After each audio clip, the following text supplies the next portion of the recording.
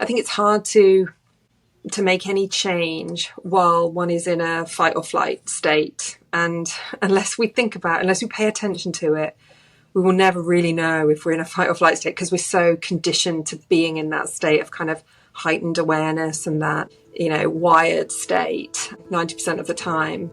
Hello, and welcome to Life Intended. I'm your host, Kelly Berry. Life Intended is a podcast that explores what it means to be true to yourself and live an authentic and purposeful life. Each episode explores my guest version of personal growth, self-discovery, and the pursuit of becoming the best version of themselves, as well as how to find joy in the journey. Today, I'm speaking with my friend Sadie Wackett. Sadie is originally from the UK and moved to the US 8 years ago. She grew up in England with her parents and 3 siblings. She studied at university in the UK as well as in France and has a degree in French and European history and a master's in HR management. Sadie has worked in corporate life for 20 years, holding C-suite and executive leadership roles.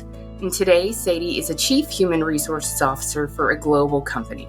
Sadie won't tell you this, but she's a pretty big deal. She has worked in HR and global businesses for most of her career and has had the privilege of working and traveling all over the globe. Sadie is married and has 1 daughter who's almost 7, and they have a dog named Pickles.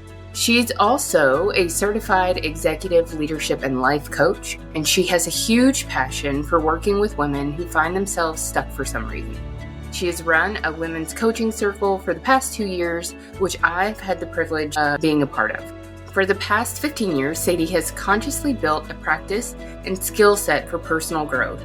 This journey has enabled her to untangle the threads that were tying her to an unfulfilled life. It hasn't meant quitting her corporate job, but it has allowed her to make choices based on complete alignment with her true self, her passion, her purpose, and her capacity to create a life that she truly wants. Through her own experiences, challenges, and growth, she has established a passion for helping others transform their lives. Sadie's 3 core values are well-being, conscious growth and discovery, and sincere connection. She loves diving deep into topics of interest, being with people in meaningful ways, baking, being active, and spending time outside. Sadie is a friend of mine, and I can't wait to let her tell you her story and share her insights. Every time I talk with Sadie, I leave feeling both deeply understood and also gently challenged. She's a beautiful and insightful human with so much wisdom to share, and I can't wait for you all to hear from her. But welcome, Sadie. I'm so glad you're here.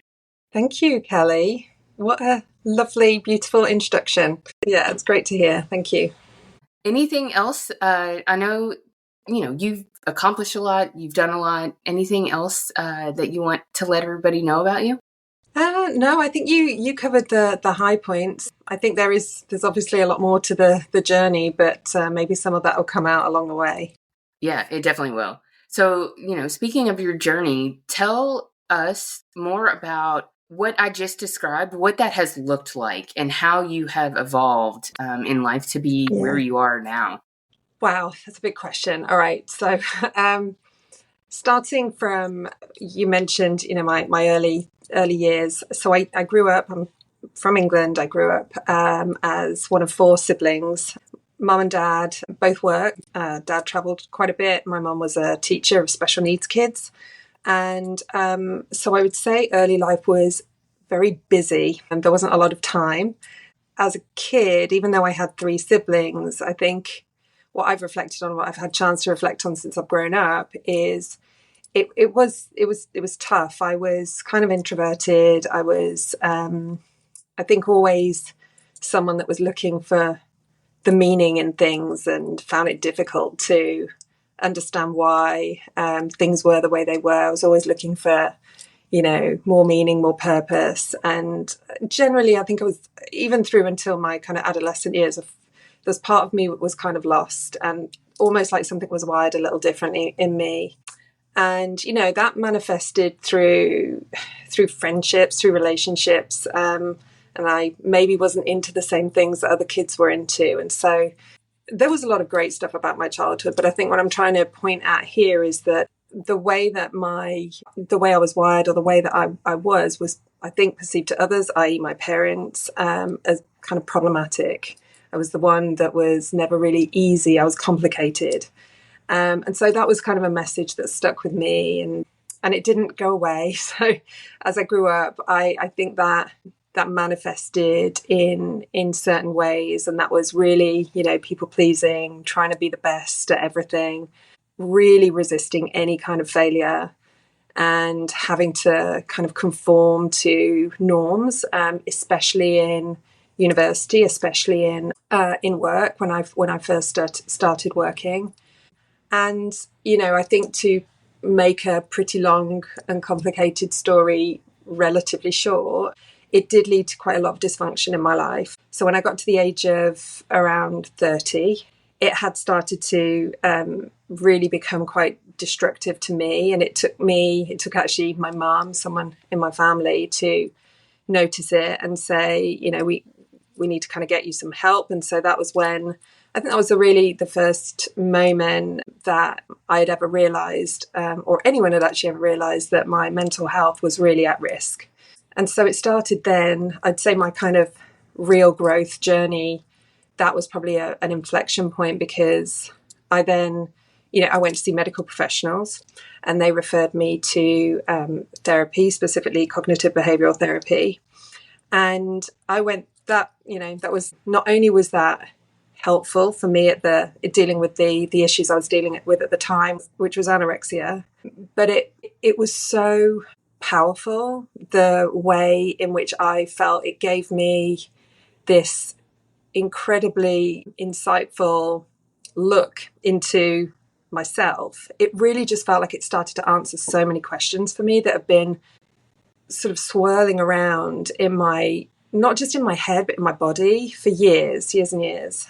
That began my journey, if you like, of self-discovery. But it really was the foundation. And so at the same time, while I was going through therapy, I started to become really interested in Buddhism and Buddhist practices. I've read a lot, and really bizarrely, I think, sometimes the universe does things to us, knowing where we are at the time. I realised, I found there was a monastery near to where I lived. I'd never known it before, and I'd lived there for 30 odd years. And I found it, and I was able to go and every week meditate with monks. And I think back to that at the time, and I didn't perhaps appreciate it, but that was, it was not only developmental, it was spiritual. And so there's this connection that I started to weave at that point between kind of self-discovery and this sense of spirituality. So I'm not religious. We didn't grow up in a religious family, and so that was always something that, this connection to something that I was trying to identify, and it really started to grow at that point. And then that led me very quickly into exploring mindfulness. So I did my mindfulness practitioner certification, and I practiced it, pretty religiously for every single day. I found that very helpful. And that then, I think, if anyone is a practitioner of mindfulness or meditation or anything like that, it isn't for everyone. It ebbs and flows in my life, that's for sure. But it did set quite a good foundation for me, and it helped kind of balance something within me that was tumultuous before. So I'm not saying by any means that this is the path that people need to go down. Meditation really isn't for everyone. It would just happen to be the thing for me at that time that was very balancing and very kind of recalibrating for what was going on for me. So this, all at the same time, I'm working in my kind of corporate job. I'm dealing with, I would say, some really complex, not necessarily technically complex issues, but complex issues in a corporate environment, really around relationships, around being a woman in a very male-dominated environment, being in a position where I had very little support, all of that. And so it really supported me through that time. And it just took me, from then throughout every stage of my life. And I've had some big transitions. So I have had some big career transitions, but I've also relocated to the US, which was a big adjustment for me. That came with a lot of loneliness, isolation, big change in culture, different value sets, all of those things. So I've really tried to maintain the continuity there. And I think trying to juggle all these big transitions, it's always been something I've come back to, and it's gone from there. So I've made sure I make self-reflection a regular practice. I've been on some immersive retreats, like silent retreats and retreats designed to sort of reset your nervous system. Most recently, I've explored transcendental meditation, which is, just another, it's not necessarily different, but it's just another practice that helps. And I think through all of it, I've made sure that I've always had a coach or a therapist or somebody who's been my opportunity to process things through. And so those transitions I talked about, whether it was becoming a mum, whether it was transitions at work or just through relationships, it's been pretty significant. And the only way I know to, I'd say thrive, but in some cases it's just survive through it, is by turning that look inwards and really exploring, who I am, what's going on, what beliefs I'm holding, what choices I have, and, trying to make sure my nervous system is well calibrated to take some of the decisions that I have to take in life. So sorry, that was a lot. I'm going to pause there and see where you want to go next.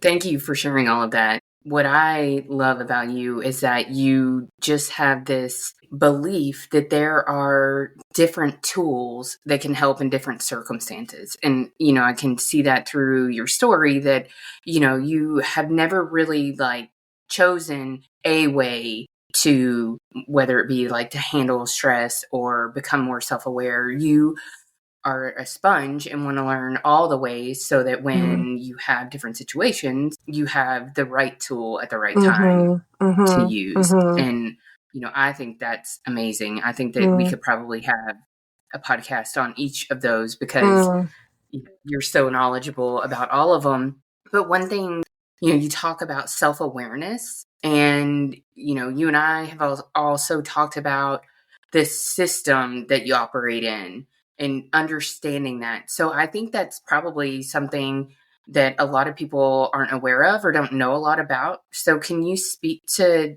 what that means and how figuring that out is helpful? Yeah, absolutely. And I think, the one thing I wanted to just mention, then I'll answer that question, is that I'm not, by no means am I practicing all these approaches all the time. And I think, for one, it becomes very telling when one finds oneself in a position of, I would call it a transition, whether you got a big decision to make or something, you're grappling with something, that it's very easy to become overwhelmed with feelings, overwhelmed with stress, overwhelmed with anxiety, just overwhelmed. And it's very difficult at that point to pull yourself out of that and say, oh, I know, I need to, do more mindfulness or journal about my inner critic or my internal beliefs. It's really, really hard. So it's good to have the tools, but I think it's having the tools and being able to apply them in a way which is supported. So, and sometimes it's not easy to do that alone. But to talk to your point around the system, I think that this was an aha for me at one point, because I could geek out on myself. I think I've got to the point now where I'm constantly trying to understand why did I react like that, and why do I feel so frustrated by this, or why am I grappling with this decision so much? So I could write a thesis on myself. But the reality is that the reaction I have to a given situation, to a trigger, if we want to call it that, is very dependent on, not only understanding my own values and what I believe and what is important to me, but it's how that operates within the system around you. So whether that's in work, for example, you're working with people that have a very different value set, and how that shapes yours and how that triggers yours and how that manifests in that particular environment. I guess, we're not paper doll, we're not two-dimensional. The way I look at us now, where I am now, is we're more like a Rubik's Cube, and our values are in there somewhere, but they might look red depending on, if it's in the context of me and my daughter, or they might look orange if they're in the context of me and my husband, or they might look green if they're in the context of me and my work colleagues. So I think the key for me, or the kind of the aha I had, was it's important for me to be cognizant and aware and very kind of respectful of my own values and my own kind of boundaries. But how that looks will differ slightly depending on I call it the system we're operating in, but the relationships we hold with other people. Because like anything, it's like the weather, it's going to impact, what that looks like, the flavor of that. And I just think that's helpful to keep in mind, because it also means that if I hold a particular value around something and say that is personal growth and fulfillment and, being the best I can be, and the other person is, their core value is around maintaining stability, security, and status quo, and that's it's important to them, then for us two to meet together in a kind of productive way, we've got to find something that we do connect on. But having that awareness, not only of me, but of what's the other person experiencing at this point, that's the dance. That's the kind of the dance that we need to do together. And that's difficult because you might be a highly self-aware person, but the other person may not be. So I think that's just it leads me on to another thought, actually. I would like to mention this because this is something I'm really also quite passionate about, is, when we have expectations of how a particular relationship or result should be, we often don't factor in the other part of that equation. So we factor in our own expectations or what success looks like for us in that particular situation, but we don't factor in the variables that are going to impact that. And so I like to think of them, and that causes stress, that causes anxiety, and it causes, in extreme cases, burnout. And so what I've been spending more and more time thinking about now is just lowering the bar. And what I mean by that is, people listening to this may be very familiar with what it feels like to have kind of perfectionist tendencies and want to do the best you can possibly do at all times. But that will often lead, because of things outside your control, to a sense of burnout. And I think the key for me right now, and what I'm kind of focusing on, this is the piece for me that I'm trying to really embody, is lowering that bar. And what does that look like? Because even though I think I've lowered it, I'm still trying to be the best at that, or trying to achieve that. But really accepting that it doesn't have to be the way I think it might need to be. So there's more in that as well, but I felt like it carried on from the previous comment I made. Yeah, that's all so good. I think, one thought I was having while you were talking about, this system that you operate in, something that I've always, kept in mind, and we being like my husband and I in our coaching business, is like group dynamics. And how, every time you add a person to a situation, a group dynamic changes and that system changes, and you have to figure out, what that looks like. And that can be on a family level, that can be on a work level, that can be on a friend level. Absolutely. And I think those types of shifts happen all the time, and that people, they're not really aware that is going on. And that, if you are a family of 4, you and your husband are a group, and then you and your husband and your 2 children are a group, and the mom and daughter, for example, are a group. And every time the dynamic changes within those groups,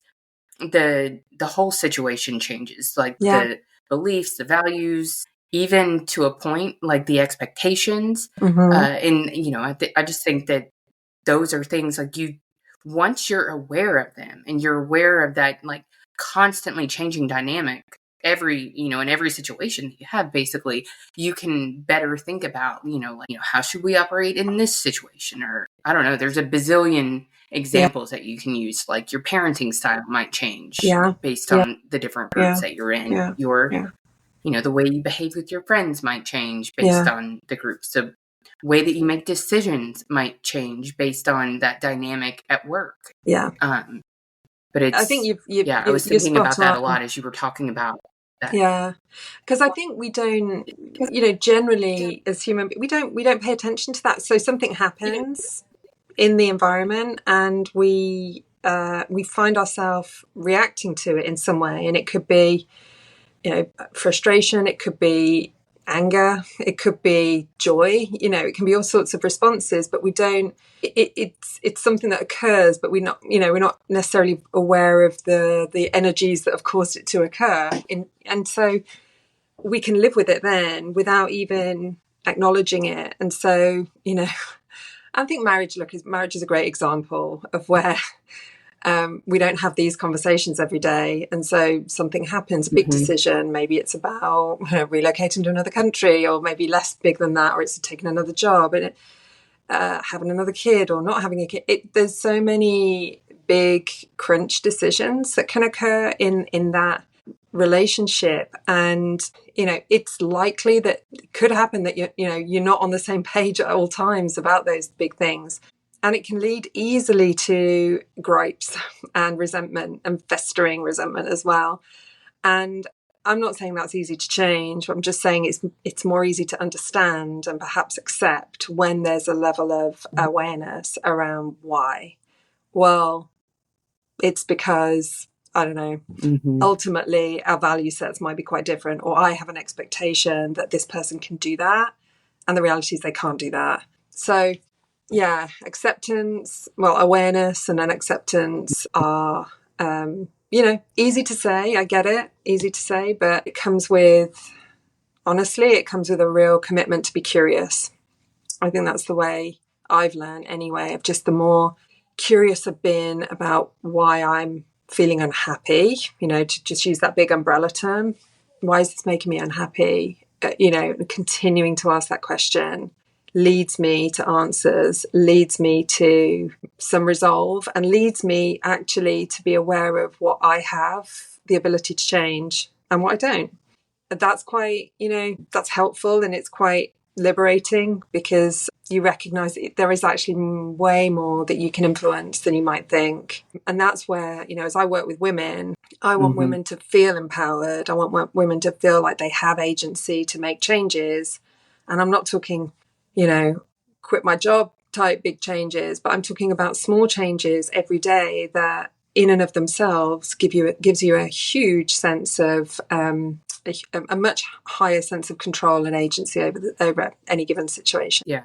So what are some strategies that you use to coach women on how to, I guess, cultivate more agency or even more like self-awareness? Yeah. To be able to make those changes? Yeah, I think so. The first thing I'd say, again, a learning for me, is that I think it's hard to make any change while one is in a fight or flight state. And unless we pay attention to it, we will never really know if we're in a fight or flight state, because we're so conditioned to being in that state of kind of heightened awareness and that, wired state, 90% of the time. So the first thing I would do, and I'm saying this, I would do it to myself, I would help other women do this, is to do things that are going to just calm your nervous system. And so bring yourself from that fight or flight into a state of, rest and digest. And that's the way that you can access the more creative and the more creative and inspired ways of thinking. Otherwise, you're just, it kind of limits your ability to problem solve, to solution. So that would be, on a very basic level, that would be breathing. That would be literally, if you can do nothing else, it would be taking slow and steady deep breaths and exhaling slowly, because that sends a message to our brain that we're safe. And so that just naturally calms you. And there are other things, you can taking 5 or 10 minutes to do some mindful breathing or mindful walking outside, being, bringing yourself to the present moment will stop all the scurry of thoughts in and out of your mind. So I think that's the first thing. Then I would probably work with people on exploring beliefs and assumptions. So really having people think about, 2 sets of beliefs that you might hold. So one is, what beliefs do you have about yourself today that are limiting, that are disempowering? And we would take time and just write those out together. And it doesn't matter how many there are or how extreme they are. That's important to get that out kind of on paper. And then after you've done that, what are the beliefs you have about yourself that are really empowering? What are people, this isn't a practice we're accustomed to doing regularly. We don't stop and think.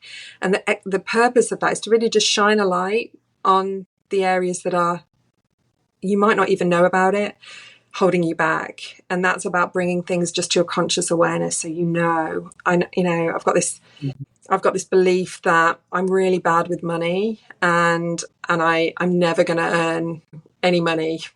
I'm using that as an example. Where does that belief come? Like, whose voice is that that's telling you that? Where does that? It comes from somewhere, and it's not your fault. You've got it, but let's acknowledge it. Can we reframe it? Is there another way that we can think about that belief that's going to be more helpful to you? The other is, just recognizing the triggers. So what happens in your life? When do you react? When do you find there's things that happen, situations that occur that generate a response in you? And what is that response? So it could be, call it a fear-based response, anger, frustration, worry, or it actually could be a, more of a love-based response. It triggers a feeling of joy, of sensuality, or other things. It's good just to notice those, to begin to document and notice. Like, so what you would do at the end of every day, you just take 5 minutes and you think of situations throughout the day that triggered you one way or another, and what was it, and how did you feel? And I think part of this is getting comfortable with the language of emotions. So that's probably another podcast session for you.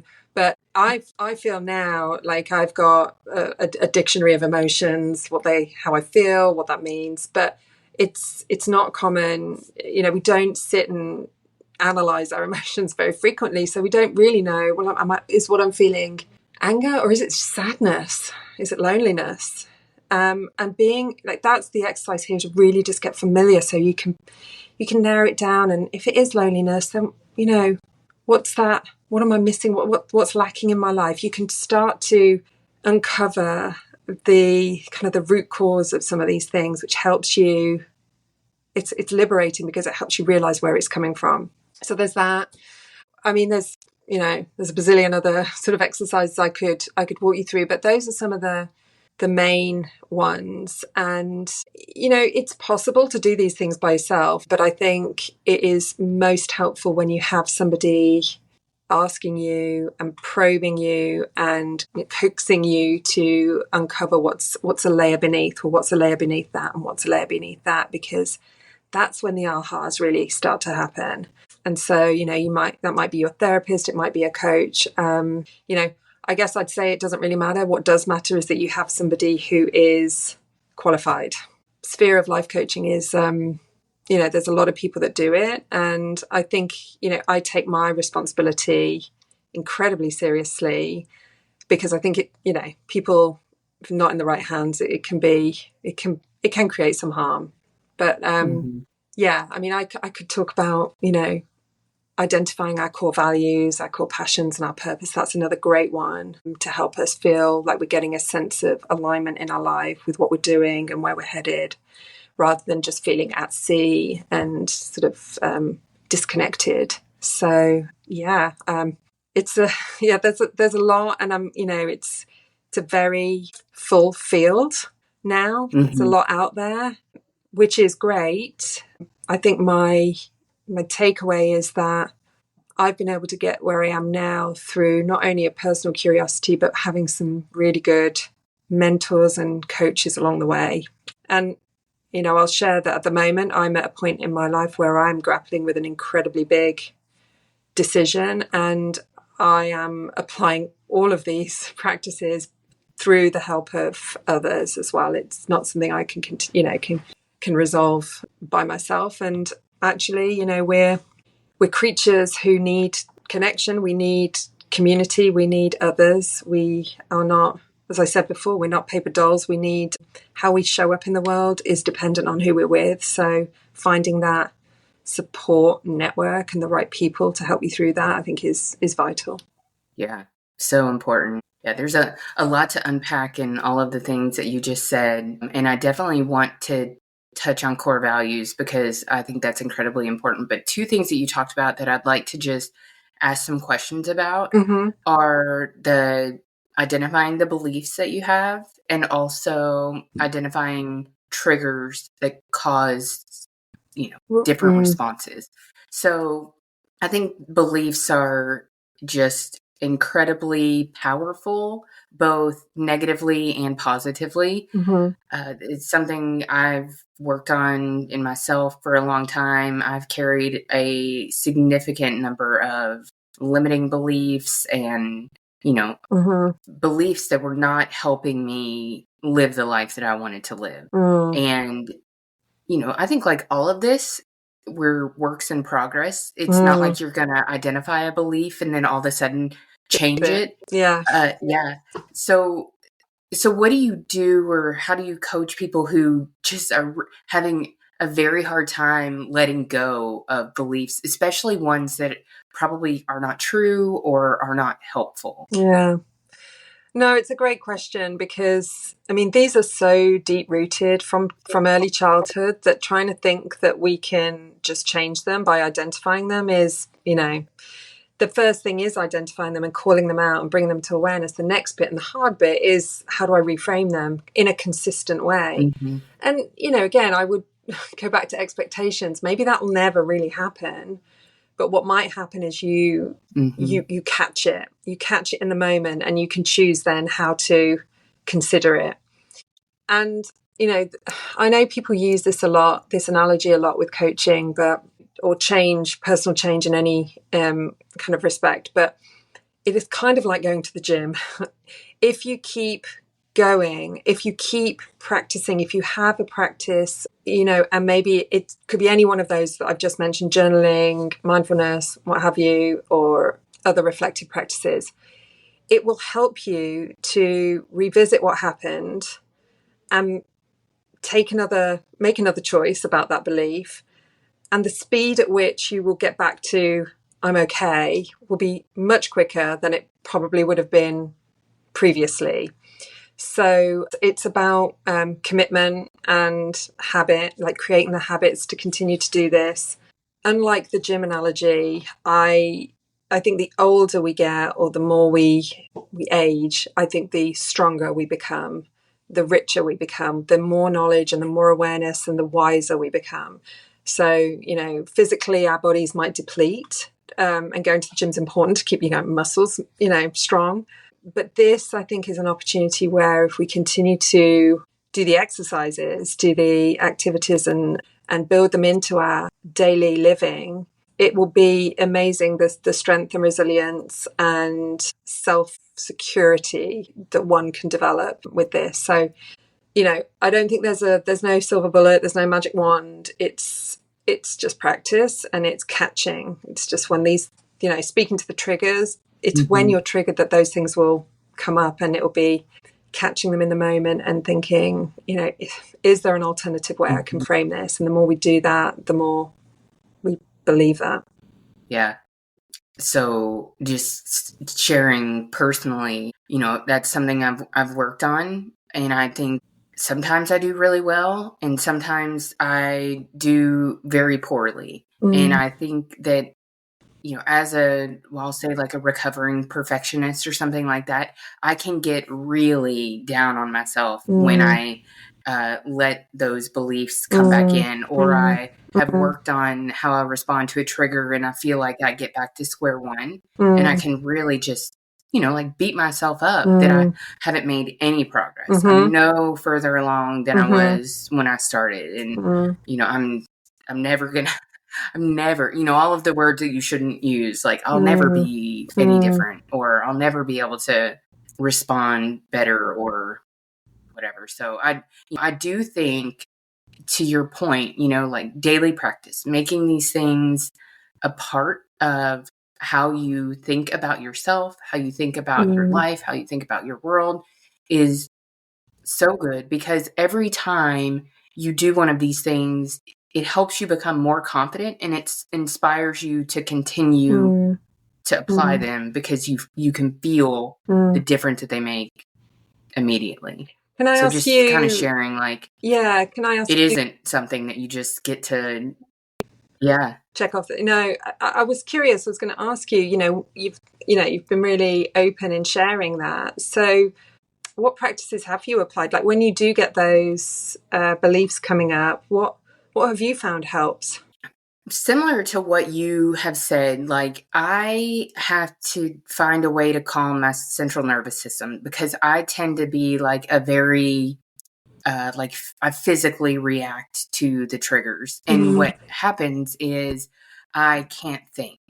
So something will trigger me and I will have what I would describe as some combination of panic and amnesia.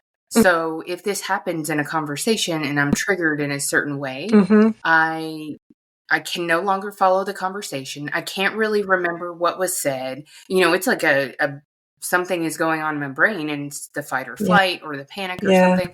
So I have to like in the moment, I have to stop. Sometimes I have to like take a step back. I have to breathe, but I have to do something physically that helps me like gain control of my brain again. Because you can't really be productive in a conversation that you can't remember what's being said, or you panic and you basically can't respond. So breathing, removing myself from the situation, trying to like step back far enough so that I can piece together what's been going on to get to that point again.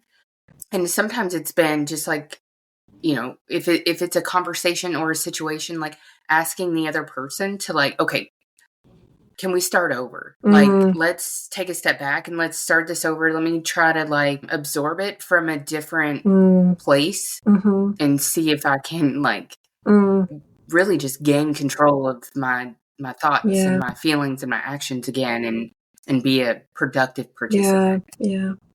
And you mentioned something, sort of beating yourself up or using all the words, I should have done this, or I must do that, or I'll never be this.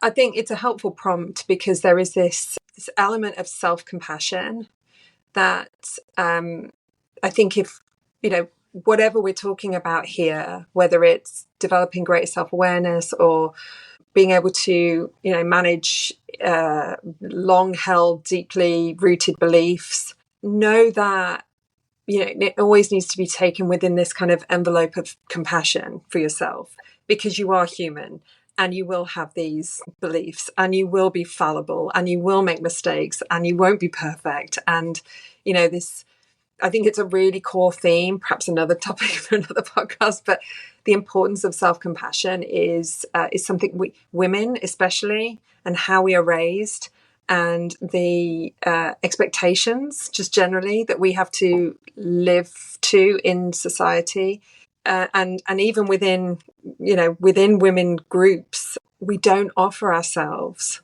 a lot of compassion, and we could do so much good for ourselves and each other if we can start to consider ourselves and use a language that is gentler, kinder, safer, more compassionate to ourselves. And that is, if you think about speaking to a friend and how you would speak to a friend versus how you speak to yourself, it's always a good analogy. Would I actually say that to a friend of mine? No. Then why on earth am I saying it to myself? I deserve more. And we are, we're conditioned to not allow ourselves to feel like we're deserving. So I just wanted to say that because that's a message I'd love to send out to the world about the importance of self-compassion. Yeah. I think there's an element too, I think we are just exposed to so much these days. It's like as humans and as creatures, we're not built to operate in the life that we're in right now. We're not built to operate with the constant bombardment of information, with the like global news cycle. We just aren't meant to be able to handle and process and live with just the amount of information that we get. And so I think, want to that your like self-compassion part of that, just being kinder to ourselves and giving ourselves more grace and more space than we probably even think that we need, because there's just so much going on beyond the things that really we're talking about, the things that are right in front of you all the time. And it's just, we're living in a world that we just weren't made for. Yeah. And I don't think that people think about that as much as they should, or that it affects them as much as it does, really. Yeah, I absolutely agree. And I think we, again, as women, are in a society now, and perhaps it's, perhaps it's been this way for a long time, but perhaps it was rarely spoken about. But the expectations of us to be productive,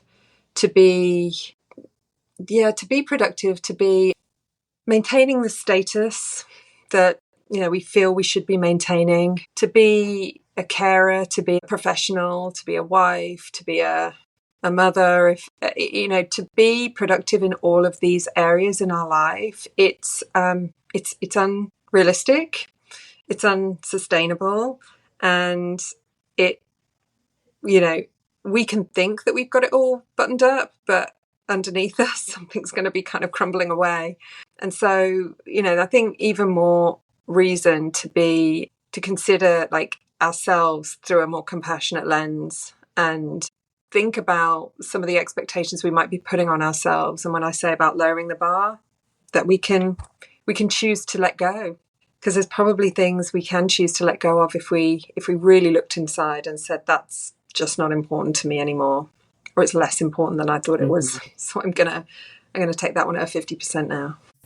Yeah, I think in addition to all of the things that we just talked about, like like so rampant. And I think it's such a part of what you're talking about. Like, feeling like you can't really lower the bar because, that person and that person over there, like they're doing it all. Look, their life is amazing or perfect, or they seem to have everything under control. So certainly I should be able to also, I think that is just another element that makes lowering the bar, or being compassionate, or allowing yourself to rest, or even like allowing yourself to realize that you may not even want the same things as that person has, or want to be doing the same things.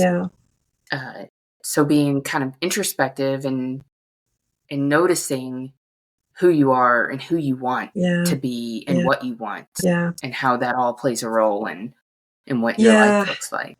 And it speaks to, going back kind of full circle to knowing your values and spending the time figuring out what is most important to you. They're kind of like your roots in the ground. So, the storms and the hurricanes and the tornadoes, they may come and they may bash you around from side to side, but if your roots are secured deep enough into the ground, you'll still be there. And I think it is so hard when there are people all around you. I'm thinking about the location that we happen to live in as well. It's, there's a lot of wealth, there's a lot that people have. What's become normal is different now than what normal used to be, and adjusting to that is hard. And so I think it's hard to do it by yourself, to be kind of that resilient and that steadfast in your beliefs by yourself. Being with communities, so with people who share the same outlook and share the same mindset, is powerful. That's really something I've learned as well. And it's not always easy to do unless you're lucky enough to have a lot of people like that around you, but making choices about who we spend our time with, and who brings out the best in us, and who we feel comfortable with, and who we don't compare ourselves to. That is another helpful strategy to to taking some of that pressure off. Yeah. So on the values topic, I was at your house recently and I saw that you all have family values hanging up in the kitchen. I didn't read them. I'm not sure if you if you even what they noticed are. that I noticed them. but I did. And I think that's great. We, in my background in business coaching, we identify core values for businesses. Nick and I have core values. So I noticed them because you don't see that a lot in people's personal lives. So did you all create those as a family? Was your daughter involved? How do you all talk about them? No, that's interesting. I'm glad you mentioned that, because it came about, and I think this is, as a parent, this is a big deal for me, because I want to raise a kid who has strong, solid values and who is proud to own them. And so, we did come up with them together. It happened because we went through a period of really bad behavior. Honestly, it was a nightmare. And with hindsight now, I can remember we were going through some, transition with her. And so she was reacting to that. But it was serious. It was serious enough that I was, neither my husband or I were willing for that to continue. So we sat down and we were like, right, what's important to us as a family? Respect. That's one.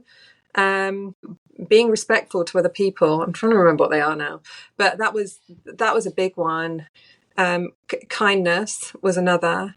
And we were just trying to help educate a 5 or 6 year old into just what it means to be a good human being. We don't talk about them all the time, but when the behavior occurs, which it does, we will point to them and we will talk about them again. So it felt like felt like a small thing, but actually I think it's going to shape her as she grows up to remember and understand what's important to us, and hopefully becomes important to her and sets her moral compass. And it's a good reminder for me and my husband as well when things get tough. I love that. Yeah.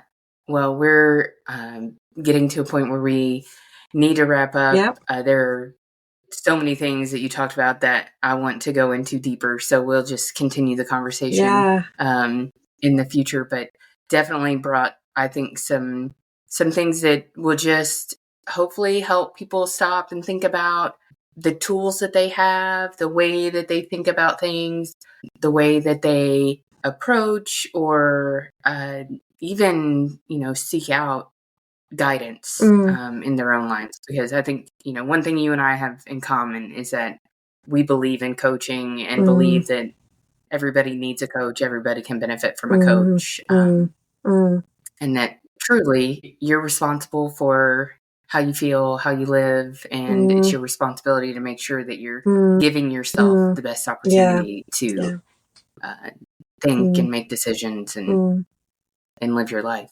Truly. Well, any parting thoughts you have, or just to say thank you. I mean, there's a lot I kind of spoke about in this, so it might be a bit sort of disjointed, but hopefully some of the messages came through. And you said it about coaching. I'm a huge believer with the right coach you can really up-level the way you live your life for your own benefit. If anyone's interested in reaching out and having more conversations around coaching, I'm happy to pass on details. But thank you, and I will be very happy if there's any particular area that's piqued interest to come and talk again a bit more about that. And well done, Kelly, for doing this. You're great.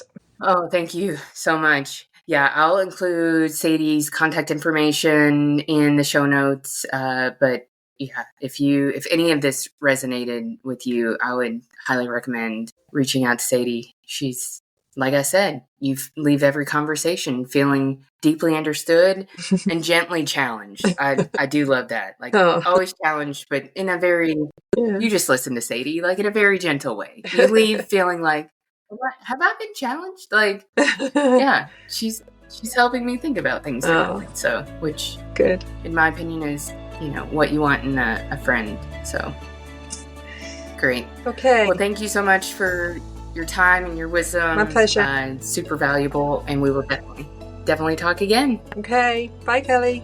Thank you. Thank you all so much for listening to this episode. It's truly an honor to help bring these conversations to you. I do have a couple of quick favors to ask of you. While you're listening to an episode, could you take a screenshot and post that to your Instagram stories and tag me at Life Intended Podcast? And just let me know what your favorite takeaways were or what you liked about the episode. It really helps me to learn more about what you love and want to see more of. And if you have a few extra minutes, if you'd go to iTunes or wherever you listen, I'd love it if you could leave me a rating and review. Ratings and reviews are one of the best ways new listeners can find the show, and I'd love nothing more to grow this and help more people live a life intended. See you again here next week.